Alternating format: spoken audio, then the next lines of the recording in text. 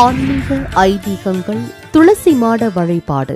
நேயர்களே, நமது முன்னோர்கள் வழிகாட்டுதலின்படி எத்தனையோ வழிபாட்டு முறைகளை அதன் பலன்கள் பற்றி தெரியாமல் தொடர்ந்து பின்பற்றி வருகிறோம்.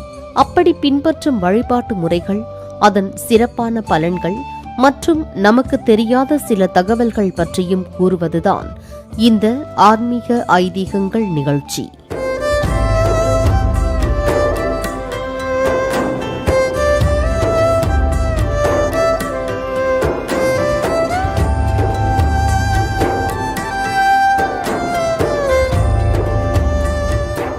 இன்றைய நிகழ்ச்சியில் துளசி செடியின் பலன்கள் பற்றியும் துளசி வழிபாட்டின் மகத்துவங்கள் பற்றியும் தெரிந்து கொள்வோம்.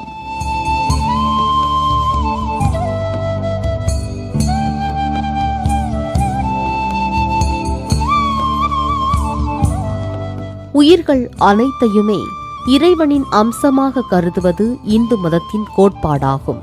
எனவேதான் எறும்பு முதல் யானை வரையிலான விலங்குகள், பல வகையான தாவரங்கள், விருட்சங்கள் என அனைத்தும் வழிபடப்படுகின்றன.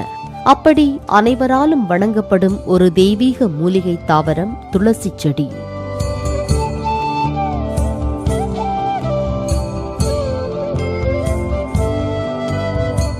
நந்தவனத்தில் எத்தனை செடிகள் இருந்தாலும் அது நந்தவனமாகாது. அதே நேரத்தில் ஒரே ஒரு துளசி செடி மட்டும் இருந்தால் கூட அது நந்தவனமாகிவிடும் என்கிறது வேதம். துளசி என்றால் தன்னிகர் இல்லாத பெண் என்று பொருள். பிருந்தை என்கிற அசுர வம்சத்து பெண்ணானவள் திருமாலின் அருள் பெற்று துளசியாக அவதரித்தாள் என்பதும் புராண வரலாறு. எனவே துளசிக்கு பிருந்தா என்கிற பெயர் ஏற்பட்டது.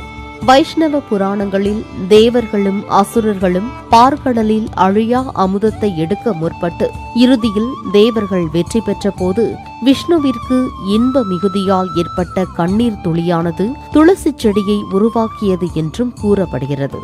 தேவி பாகவத புராணத்தில் துளசி செல்வத்தின் அதிபதியாகவும் மகாவிஷ்ணுவின் துணைவியாகவும் வர்ணிக்கப்படுகிறாள்.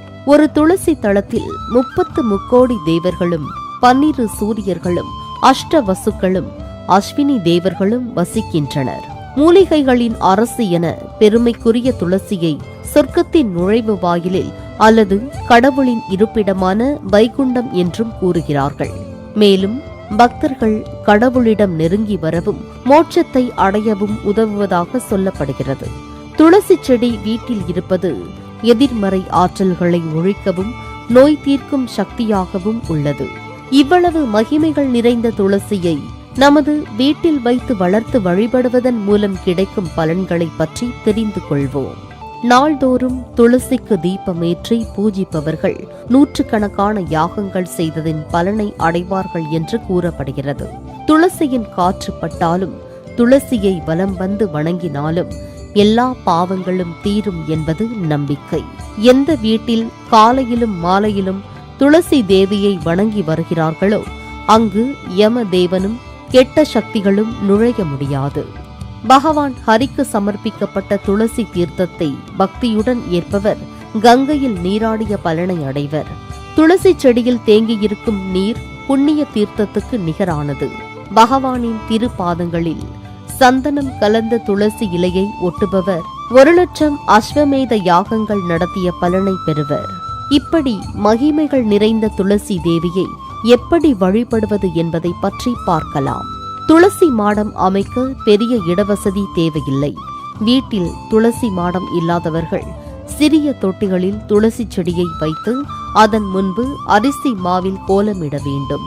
தொடர்ந்து பெரிய அகல் தீபம் ஏற்றி வைத்தும் சாம்பிராணி தூபமிட்டு கற்பூர தீபம் காட்ட வேண்டும்.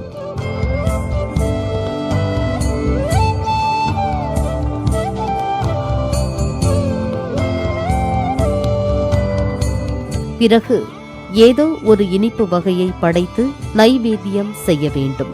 பிறகு துளசிக்கான காயத்ரி மந்திரமான ஓம் ஸ்ரீ திரிபுராய வித்மஹே துளசி பத்ராய தீமஹி தன்னோ துளசி பிரச்சோதயாத், மேலும் சுவாமியின் திருநாமங்களான கேசவா, நாராயணா, மாதவா, கோவிந்தா, மதுசூதனா என்றும் மனதார சொல்லி வணங்குங்கள்.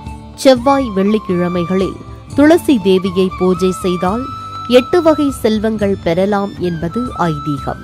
கன்னி பெண்கள் திருமண தடை நீங்க துளசி வழிபாடு செய்தால் விரைவில் மாங்கல்ய தோஷம் நீங்கி மன வாழ்க்கை அமையும் என்பதும் நம்பிக்கை.